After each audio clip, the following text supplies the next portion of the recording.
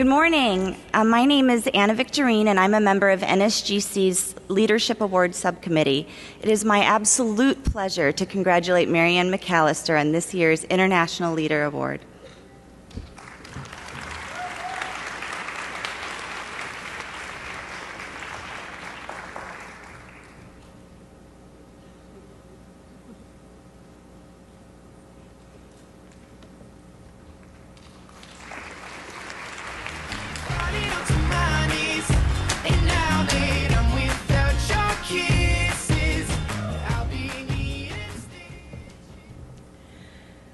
Good morning, everyone, and welcome to the last day of our conference. Thanks for coming. Thanks for sticking around. Before we begin, I just have to tell you how excited this committee was about our logo for this year. As a counselor in what we now call an expanded role, I've always believed that our shared skill set and values and code of ethics is what allows us to be successful in so many different ways. So thank you for proving that to me over and over again this week, and I hope you come back next year.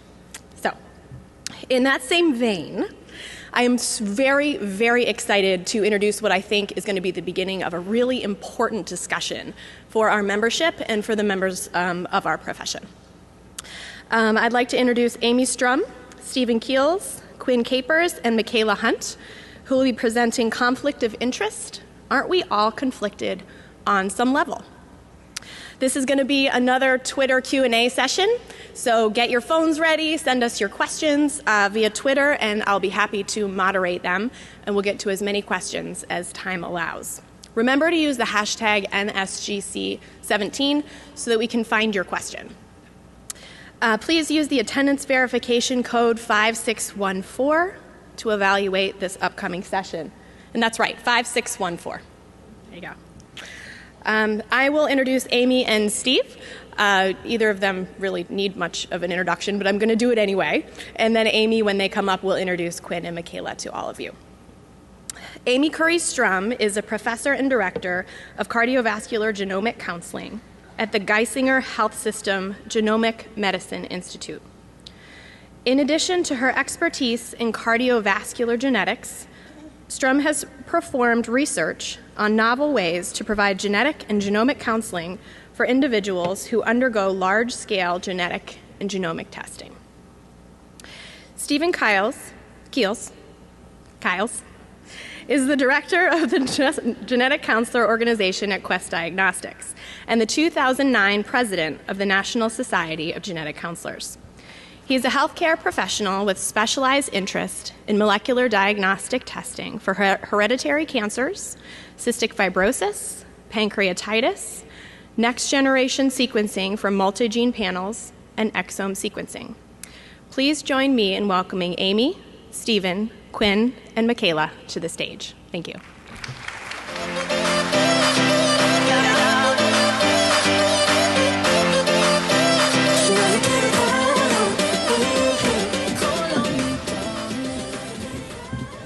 Thank you very much, Colleen. I want to thank the committee for selecting our presentation as a plenary, and I too am really excited to sort of get this conversation started. So, what I wanted to do is give a little background about how this came about, and before I get started, I do want to thank all of you for getting up this early on the last day and being here. So, conflict of interest disclosure, we have no conscious conflict of interest to disclose.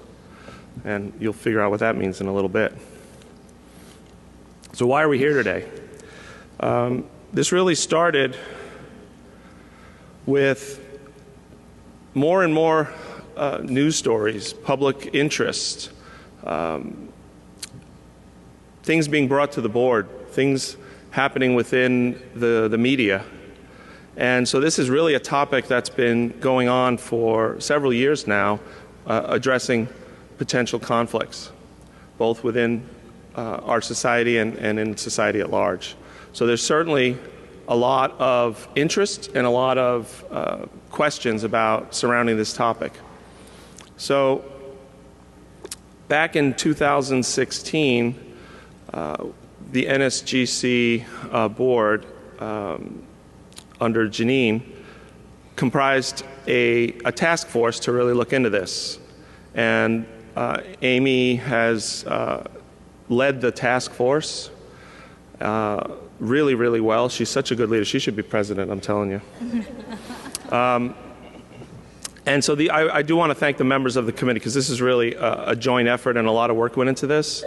So names are up here, but this was really a fantastic group to work with. And we had people representing all aspects of the profession. And one of the things that we think about, you hear conflict of interest, it almost has a negative connotation. It's like people get defensive.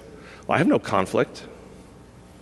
So it was really to look at all aspects of how a potential conflict, perceived conflict, and as we'll hear about, unconscious bias. So this task force was charged with really looking into this, and what I highlighted here was really the main thing, was make a recommendation to the board on what they could do. And it has to, we have to be careful. We have, you never want something to be too strict or too specific. You want to have, there's always gray areas and areas of latitude. But we feel like this is really the beginning of a conversation, and that's really the focus of this talk and this presentation. Amy and I are not going to spend a whole lot of time up here. We really want our speakers who have some great presentations to really share that with you, and then we have some time at the end for discussion. So, so this was really the impetus for this, and one of the things that came out of the task force was increased education for members. And Amy's going to share some of the specifics related to what tangible things that we were able to actually provide to the NSGC, which is now available to all members.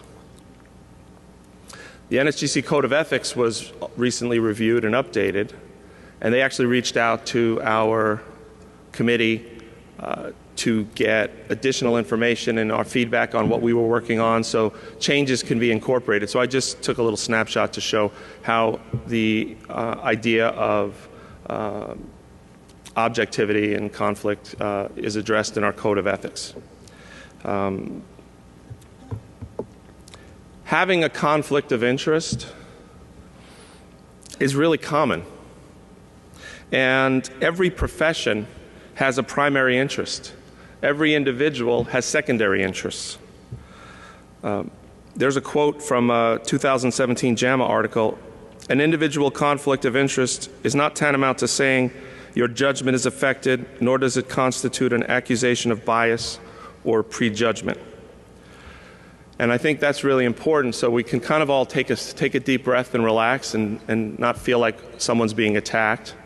I think it's really putting it in the right context and figuring out how do we deal with it, at our institutions.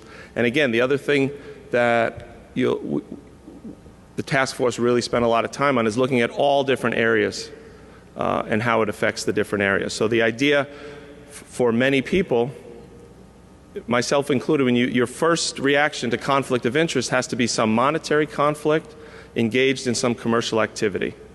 And that's only one thing. But I mean, it's research, it's clinical, it's all over. So this is, hopefully we can get this discussion going, and we can really provide a great discussion and resource for our members and for all of us to help engage in a meaningful discussion moving forward, and how do we deal with this so we can get in front of it instead of seeing more articles in the paper accusing us of things.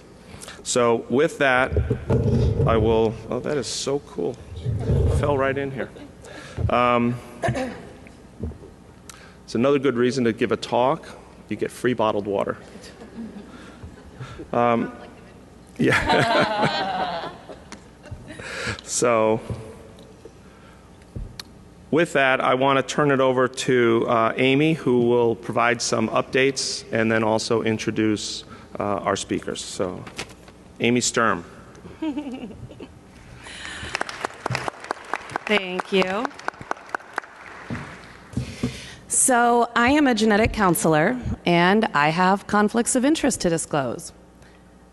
I was at a conference last summer, and cardiologist Callum McRae put out on his conflict of interest slide the notion of academic self-interest. And so with that, I really kind of admired him putting that out front as he was giving his presentation on his research. And so here I would just like to share with you that I do have conflicts of interest, and these are what they are. Over the past year plus, as you can imagine, this group that made up the membership of the task force had several different nuanced conversations. A lot of these conversations were guided by an issue of the Journal of the American Medical Association that came out earlier this spring. And the entire issue of JAMA focused on conflict of interest, why it matters, and what we need to be thinking about. This was probably my favorite article out of that issue, and I would definitely recommend everyone taking a look at this. Written by multiple different individuals, coming kind of from an ethical standpoint at the Perelman School of Medicine. And it was this notion about why there are no, quote unquote, potential conflicts of interest. And this is important to think about because the notion of calling something a potential conflict of interest implies that conflict of interest is always harmful or always a negative. And what we really talked about a lot more was this notion that if conflict of interest is there, it's actually just very important to be transparent about this, and also realize that the notion of potential conflict of interest may obscure the reason why we might want to limit conflict of interest. There's also a notion that across conflict of interest, there are different levels of potential severity. And really the way to kind of consider this is how likely would our professional judgment be to be biased based on different conflicts, and what is the level of harm that could occur? And that's really the guiding forces that helped us think about how we wanted to help the membership with some guiding questions for everyone to think about when they're offered with different opportunities, when they're in different types of settings, in helping you analyze, is this a conflict of interest or not? As Steve alluded to, we also had our task force membership from genetic counselors in multiple different types of settings. And this led to a really healthy dialogue and ongoing conversations, and really understanding that a degree of skepticism is healthy. But we don't want to have this be destructive, leading to cynicism. And that we wanted to work together as a team because we all care so much about the profession of genetic counseling. Bob Resta was a member of our task force, and he couldn't be here today, but throughout the year plus that we worked together, he was really also helpful in helping us consider the notion of unconscious bias, and how this is also very important in how we see the world or how we might think we see the world, and what our unconscious biases might also affect as far as how we evaluate conflict of interest in ourselves, but also others. And we have a speaker here today, Dr. Capers, who's going to share a lot with us about this notion of unconscious bias. So, like Steve said, the major charge to us was to decide what should NSGC do for the membership. And so one thing is today's plenary, and then we also have a new centralized conflict of interest resource on the Member Center on nsgc.org. And we put together several different documents, guiding questions to help you think through different situations with examples, a conflict of interest checklist, conflict of interest reference sheet, with a lot of education. I would urge all of you to check these out and let us know what you think of them. If there are gaps that are missing that you think we didn't address that need further addressing, like Mary said, reach out, we'll listen, we'll attack those too. So with that, I would like to move on and introduce a colleague of mine, Dr. Quinn Capers. Quinn Capers is an interventional cardiologist, medical educator, and associate dean for admissions in the OSU College of Medicine. His physician peers have voted him one of America's best doctors annually from 2009 until this year. Serving as Associate Dean for Admissions in the College of Medicine since 2009, Dr. Capers has led the admissions team to achieve the following: a 44% increase in total applications, an increase in women matriculates such that women have outnumbered men in the last 4 entering classes, an increase in the percentage of underrepresented minority students in the entering class from 13 to 26%, and an increase in the average MCAT score of the entering class to the 94th percentile. He's published several articles on interventional cardiology, healthcare disparities, and diversity enhancement in medicine. His latest study is the first to document the presence and extent of unconscious racial bias in medical school admissions. Dr. Capers graduated with honors from Howard University before obtaining his MD from Ohio State. He completed his residency in internal medicine and fellowship in vascular biology research, cardiovascular medicine, and interventional cardiology, all at Emory University in Atlanta. Dr. Capers.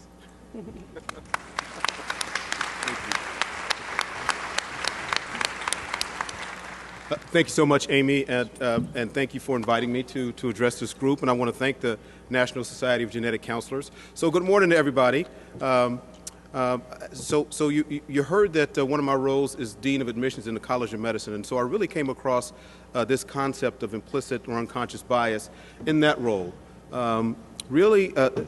Firmly believe that admissions committees at colleges of medicine are really the front door. I mean, that's the gate to becoming a physician. So you might get into the most competitive residency or fellowship and you're off to the races, but if you don't get into medical school, then you're not going to be a doctor. So obviously the same thing is true for dental school, law school, graduate school. So if there's one group of people who really need to be aware, self-aware about their biases, I think it's people who sit on admissions committees, no matter what the educational institution. So we came across this concept and really wanted to dig into it. And I'm going to show you some research that we did on our admissions committee. Now, this is the Ohio State University, and we do things big, as you know. Our admissions committee has 140 people.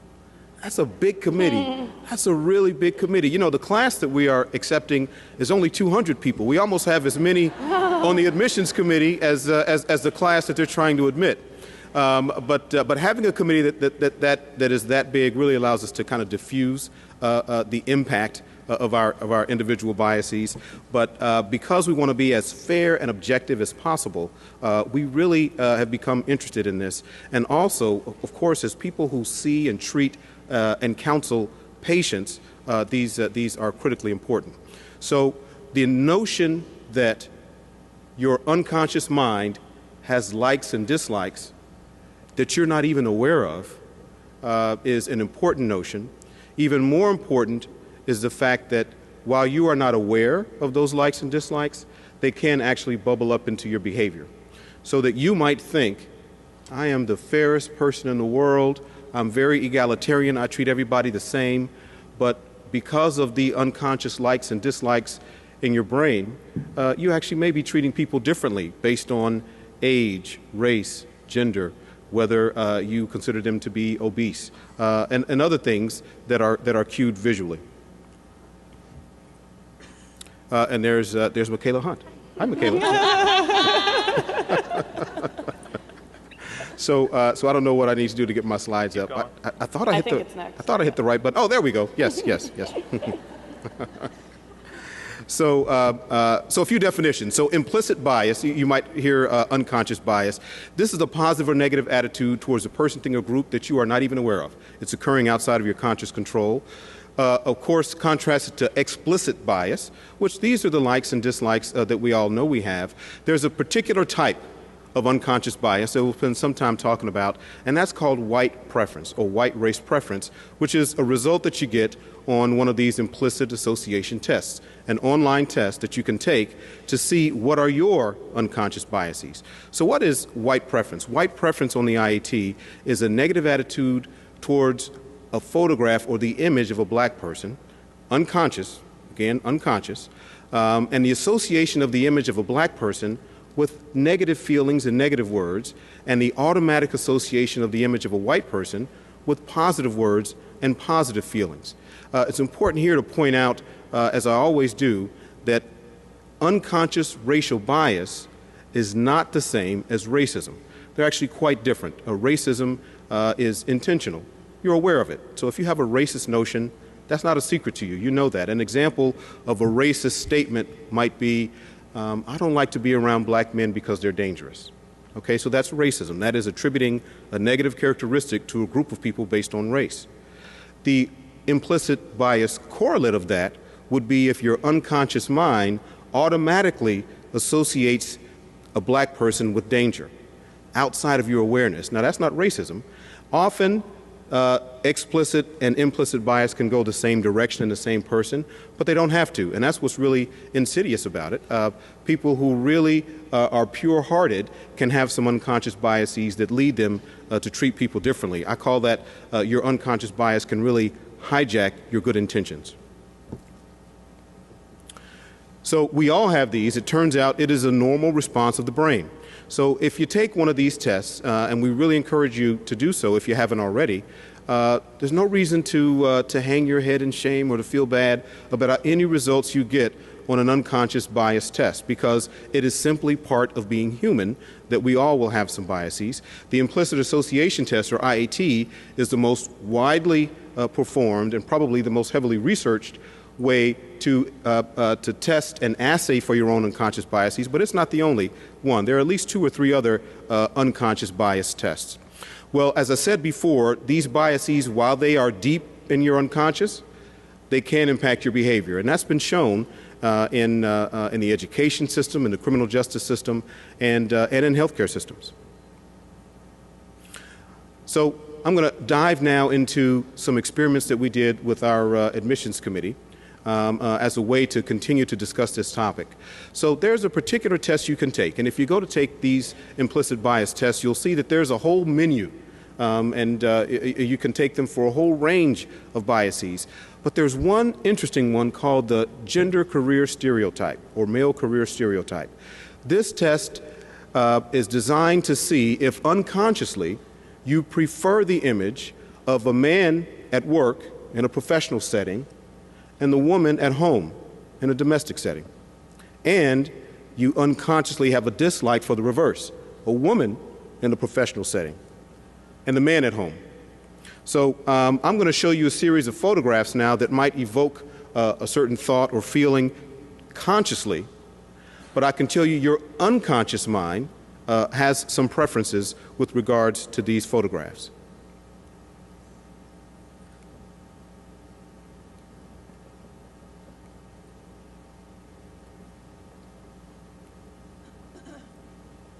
Okay?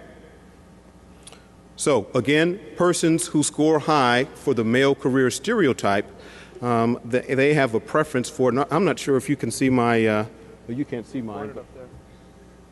Well, oh, that's a pretty long haul. Okay, all right. So, boy, I like this. This is Star Wars. Yep. So persons who score high for the male career stereotype unconsciously prefer 1, 2, 3 images like this, and do not like these images. Okay? So they prefer images of the man at work and the woman at home, and not so much the woman at work and the man at home. Results from the medical school admissions committee. We have both medical students and faculty on our admissions committee. The height of the bars represent the proportion of people in that group who have the bias. And so my words came up jumbled out there, but these groups are medical students, faculty, men only, and I can tell you what we did not expect to see. 100% of the women, 100% of the women unconsciously prefer the image of a man at work and a woman at home. And who are these women? They're either medical students or they're PhD or MD faculty members at our medical school. So obviously their life is not being a woman at home in a domestic setting, but unconsciously they seem to prefer that. I've been giving bias workshops around our medical center now for almost a year, and we have some pretty good discussions about what that might mean. Is that because women feel beaten into submission that this is what society says is correct, and so your unconscious mind just goes with that? Is it because they remember how they were brought up and they have warm feelings for how they were brought up? But the question is, regardless of the reason for that unconscious bias, if your mind unconsciously feels that things are right with the world when the man is at work and a woman is at home, might that impact your behavior if you're in charge of hiring and firing, if you're in charge of admitting people to medical school, if you're in charge of setting salaries, if you're in charge of promotions, etc.? There is some evidence that this could be the case. I'm showing you now an interesting study published in 2012 that was a randomized double-blind study, and the research subjects were science professors at our nation's universities. There were 127 of them, so professors of chemistry, biology, and physics were asked to review the application of a student applying for the position of a lab manager. The applications and CVs were very well credentialed, and half of the group got a CV from John Doe, the other half got Jane Doe, but the credentials were absolutely identical. They were asked to rate the competence, the hireability, their willingness to mentor this person. So if you hire them, will you give of some of your own precious time to mentor them? And then without any prompting, they were asked to suggest a starting salary. Results: on a scale of 1 to 7, the men were deemed more competent, more hireable, and people were more willing to mentor the man. And what is probably the blockbuster finding, the average starting salary for the man, $30,500, for the woman, $26,500. And again, these are identical CVs with identical credentials. And they further broke the study down, and it showed that the women faculty members were just as likely as men to look at the CV of a woman and recommend a lower starting salary and rate her as less competent and less hireable. So that's a mock scenario. Does it have real-life implications? Possibly. The study I'm showing you now is a study that I think is going to be even more highly quoted than it has been. I like this study because I like studies where the title tells you everything you need to know about the study. And the title here, the $16,819 pay gap for newly trained physicians. This is out of SUNY Albany in New York, and in the state of New York since 1998, their Center for Healthcare Workforce Studies has been surveying brand new physicians in the state of New York, newly minted, just completed their residency or just completed their fellowship. And they ask a number of questions. One of them is, what is your starting salary? So in this analysis, they used almost 5,000 men, 3,000 women, and all of these doctors used in this analysis were spending greater than 90% of their time in direct patient care. So these weren't physician administrators or physician researchers, and they were all full-time. So there was no job sharing, and there was no part-time for these that were analyzed. They controlled the salary for specialty and for practice location. And this may not show up as well for you as it does for me, but I'll read down and I'll tell you for just about every specialty, the men make more than the women. For pediatrics, $125 for men, $116 for women. For my specialty, cardiology, $228 for men, $204 for women. Radiology, $250 for the men, $233 for the women. And on it went. And this is first salary. Salary number one. This is not the first time this has been shown. It's been shown in other studies in academic medicine, but I particularly like this study because it is that first salary. Once you've been out working for a while, and some of the other studies which show this are usually using physicians who've been working for a time. But if you've been working for a time, you might have slipped into a pattern that can explain a discrepancy. So I'm not saying this is the case, but if, for instance, you've been working for 10 years, and if women are less likely to come in on Saturday, if they're less likely to work until 10 p.m. At night, then maybe it would make sense that the men have a larger paycheck than the women. But this is the first salary. This is before the first day on the job. And we see this gap. I showed this to our cardiology fellows, and I asked the women, what's the take-home message? And they said the take-home message is, don't accept a job in New York State. So that is a type of gender bias, and I'm trying to make the point to you that even though these biases are unconscious, unbeknownst to us, they can actually impact your behavior. So we also had our admissions committee take the black-white implicit association test, and when you take it, just like you take all the others, what you'll find if you go to this site and take this test is that the first thing it asks you is to fess up. So what are your conscious biases? Explicitly, what are your biases? And when you take the black-white IAT, it asks you, what best describes you? I prefer white Americans to black Americans. I like white Americans and black Americans equally, or I prefer black Americans to white Americans. And then you take the test to see what are your unconscious biases. Here are the results from the OSU College of Medicine Admissions Committee. The first two bars on your left represent the results of the women. 10% of the women explicitly said, I prefer white Americans to black Americans, but 52% unconsciously had that unconscious white race preference. That is, white good, black bad, unconsciously. And the second two bars are the men. 10% of the men said, I prefer white Americans to black Americans, but 64% had that unconscious white race preference.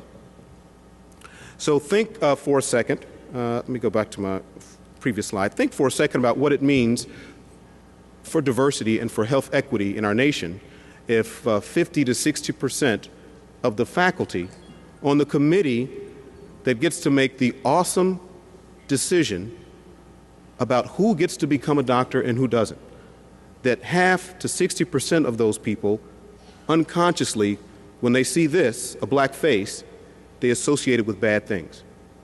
And what might that mean for the behaviors and for the vibes that they give off when they are interviewing medical students, which is why this is such an important exercise, we think, in self-awareness.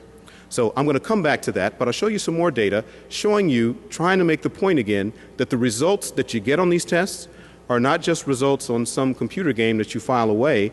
They actually have impact on your behavior or have been shown to be associated with behaviors. The study I'm showing you now is one of 18 cancer doctors, 18 oncologists, who took the black-white implicit association test, and then they went about their business treating their patients.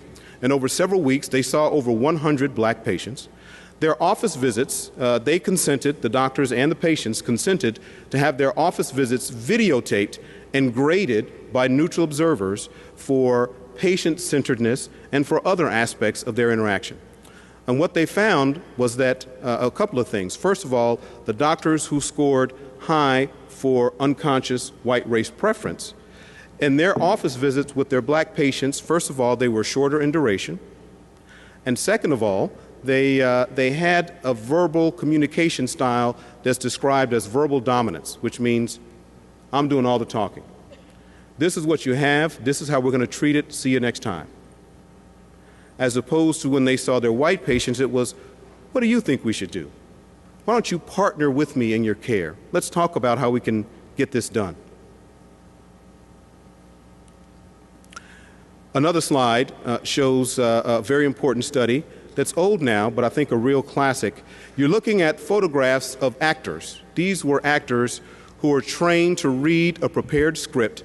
They all read the identical script, and the script was of someone complaining of chest discomfort that an internal medicine physician should know is a warning sign of a heart attack.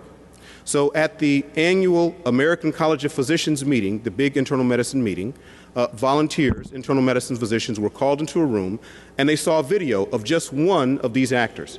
And these actors all read the same script and put the same flourishes at the same part of the story. Oh, it's a ton of bricks sitting on my chest, radiating to my left arm. It takes away my breath. I broke out into sweat, and I had an impending sense of doom. Any internal medicine physician should know, uh-oh, that's a warning sign. This patient may be at risk for a heart attack. Well, those physicians were then asked a series of questions, one of which was, when would you refer for a cardiac catheterization, which is the procedure that documents that you have blocked arteries in your heart and you're at risk for a heart attack, so we can fix it before you have that heart attack. Well, the results were thus.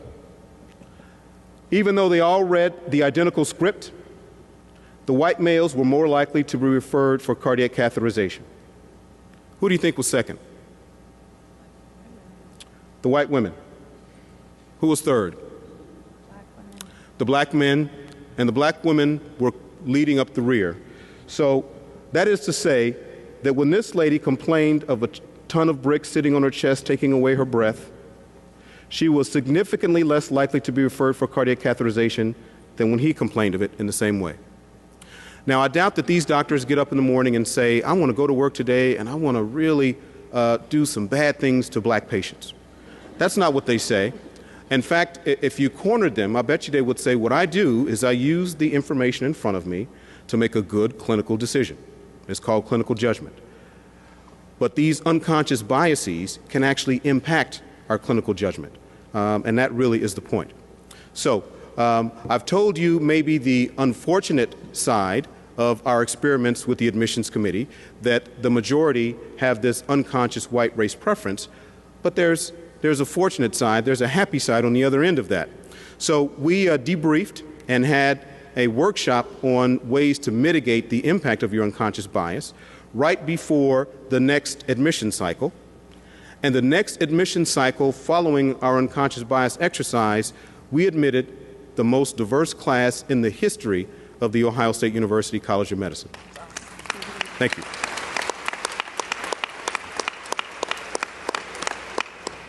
So we've written this up and published it, and to our knowledge, this is the first to document that this unconscious bias is actually maybe playing a role in medical school admissions. One of the reviewers at the journal said, well, wait a minute now, this is a single center study. So we have to use caution when we interpret this.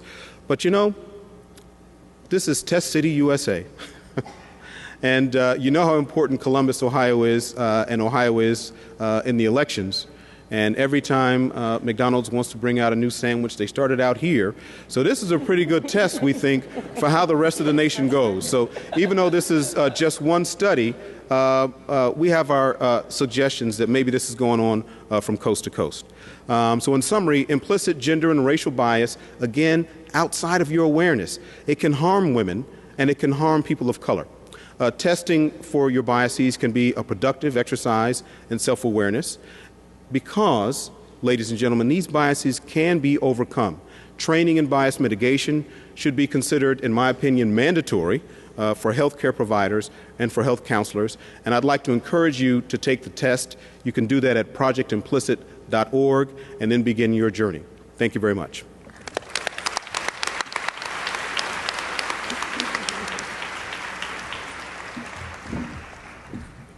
Couldn't you just listen to him all day? Yes. I know. Yeah, I could.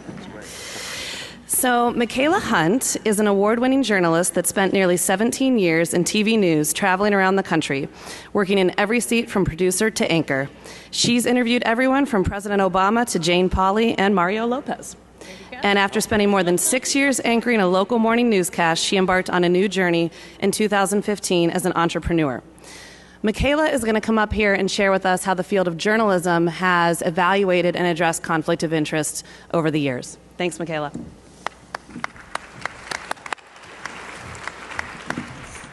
I'm a stranger in a foreign land. I don't have an acronym attached to my name. I think I might be the only one in this audience. I am so excited to be here, though, and as Amy said, I can speak to conflict of interest in an industry that's had to evaluate it and create rules from the beginning. And I completely appreciate Dr. Caper's presentation on implicit bias because we have to be aware of our implicit biases when people try to give us what we call payola and plugola. So I'm going to kind of make that connection to you, talking about companies trying to encroach on our viewpoints and change coverage. So what shows up in newsrooms across the country? Compared to what we were just talking about, this may be seemingly insignificant. There are things like cookies from restaurants and bakeries, DVDs and movie tickets from movie theaters, and also from, coming out from LA when a new movie comes out. Gift cards to restaurants, promoting a new location or a special deal they're having. Samples of new products. There was one I remember called Baby Plus that was big on the market, and when I was pregnant with my firstborn, sent an entire $80 kind of thing that you put on your belly, and the best way that I can describe it is it had kind of like a heartbeat sound, metronome sound to it, to change how smart your baby was going to be when it came out. They wanted me to try it. They said to have a go at it, and we'll give this to you for free. Would you mind covering it, was the underlying question. Tickets to events like OSU football, who doesn't want to go to the Horseshoe, and Broadway Across America, where we have great Broadway shows come into the city of Columbus. Skincare products come in to some of us. Clothes from events that we go to sometimes can be offered from organizations. And again, as I said, items for your kids, from blankets to tech items. I think we see everything in the newsroom. As a matter of fact, we had an area we called the trough. And the trough literally was in the center of the newsroom, and anything free, anything promotional, and any food would go on the trough. And people did touch it after 10 hours when it was food sometimes. Not good. But a standard ethical guideline for all of us, at least in the company that I was in, and this is different from company to company, and many media companies, you can go on their website and learn about their views on what's called Plugola and Payola. We didn't accept anything valued over $75. We were not supposed to, and in the case that we did at the end of the year, we had to fill out a form for the company where we had to check a box that we had that explained what it was. So Plugola and Payola, really and truly, I'm going to define it here for you in a second, but it's really getting paid to represent a product and then not really letting people know about it. And I'm going to take you back in time, a very quick history lesson. Dick Clark, may he rest in peace, was actually at the center of Payola hearings back in the 1950s. And he was testifying to Congress to holding an ownership stake in a total of 33 different record labels, as I've listed here, distributors and manufacturers that all profited from the rise of stars that he talked about on the radio, like Danny and the Juniors and Frankie Avalon. So here he was, this star, talking about these acts on the radio. But those companies, the record labels, the distributors, they were profiting from the more play that Frankie Avalon and all these folks were getting, which is kind of fascinating. And this is where the conversation started.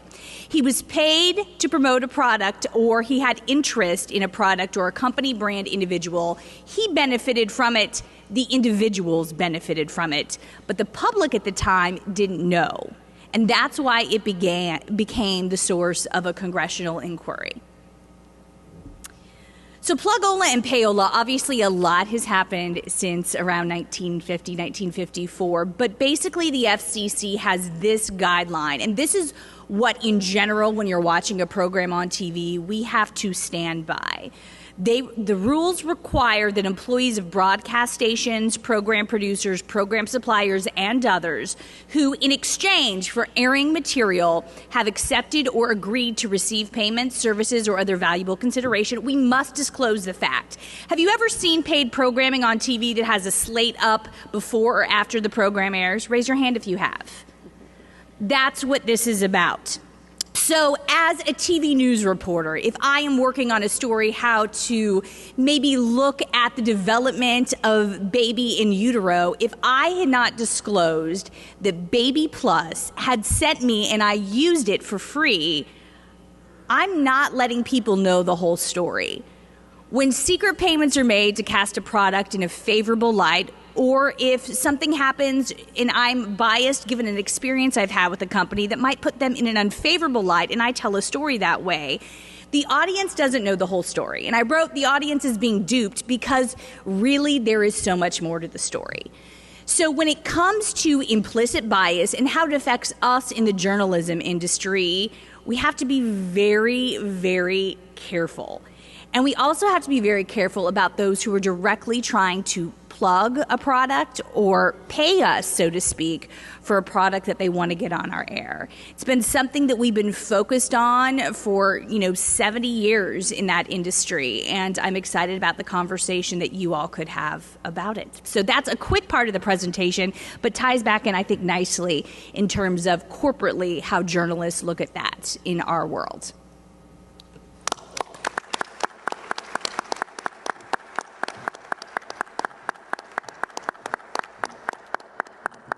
Thank you, Michaela and Dr. Capers. And now we can open it up for any questions. We do have a question from Twitter, and I think this is for you, Dr. Quinn. Is awareness of implicit bias enough, What else can we do to diminish the impact of implicit bias? So great question. Awareness is not enough. It is the first step. So many of us are not aware of our implicit biases. So it is the first step, but it is not enough.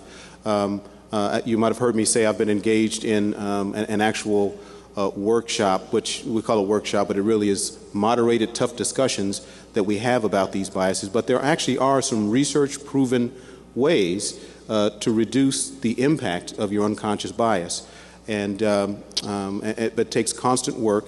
There's a little bit of controversy. Some psychologists and psychiatrists think that once you have it, it took you decades to develop it. You don't get rid of your unconscious biases, but you can shine a spotlight on them and mitigate the impact of those biases. And others think that you really can get rid of your implicit biases, but it really does take a lot of work. I'll give you one quick tip. Empathy actively opposes in your brain unconscious bias. So that when you're about to interact with someone from a group against which you have an unconscious bias, if you, before the interaction, say before I interview somebody or before I interact with a patient, if I sit and really try to put my head in their head, really try to live life in their shoes and develop empathy for what they've gone through, that can actually reduce the impact of your unconscious bias. So awareness is not enough, but a very important first step. That's great. I think they taught empathy in school, so that's we should be in a good spot. Janine? Yeah, thank you so much. That was an incredible panel. I really appreciate it. Just a follow-up question. So I am a massive fan of the implicit association tests, and I was just telling Marion at the front that one that destroyed me was the male-female business home thing, because I'm, self-labeled as a hardcore feminist, and I came out as associating women strongly with home, which was, it was hard for me to accept. So what I found when I'm trying to persuade other people to take these tests and to sort of think about what the results mean is kind of like a meta-bias. So people are like, well, I don't like this result. It can't be. How do we know this is actually meaningful or important? Why is my conscious thought not more important than this, and so on? And I was just looking for any tips that you might have to offer about how I can convince people that it matters. Thank you. I think one of the most important things you can do is prepare the person before they take the test. Right, so letting them know that if you have a test result that says you have a bias against women, that doesn't mean you're sexist. It doesn't mean that you have discriminated. If you have a bias against people who wear traditional Muslim clothing, a bias against, unconscious bias against black people, that doesn't mean that you've discriminated and doesn't mean that you're racist. In your heart and in your soul, you can truly be the opposite of that. But it does mean that the conditions are right for you to discriminate. So we find that the preparation before taking the test and the conversation afterwards is very important. When I give the workshops, one question I always ask is, okay, I always have people take the test before, and I say, okay, who tried to beat the test? Who tried to outsmart the test? And usually half the room will raise their hand. So a lot of it is preparation ahead of time. I think we have a question there on the left. I think this will be our last question. But you showed your data, Dr. Capers, broken down by how the women and the men answered, but did you break your study down in other ways, like the racial profile of the responders or their religious background? And I'm wondering if a admissions committee was a more diverse group, would the outcome be different than if your admissions committee is a pretty homogeneous group? Well, I mean, you've hit the nail on the head of one thing we try to get at. We really think if you want a diverse class, then your committee that's picking that class should be diverse. If you want 50% women in your class, 50% of your committee should be women. If you want a strong representation of underrepresented minorities in your class, that should be reflected on your admissions committee. And so we actually do a pretty good job with that. We only have our results broken down by either medical student or faculty, women or men. And we didn't slice it down in other ways because it was so important for us to, I mean, we kind of promised anonymity. And so if we really start chopping it down a little more than that, it would be easy for people to look and say, oh, that's Joe. That's Joe who did that. Thank you. All right. We have to wrap up to move on, but the panel will sort of convene in the back of the room. So if people have additional questions, you can come up to us in the back. And thank you very much.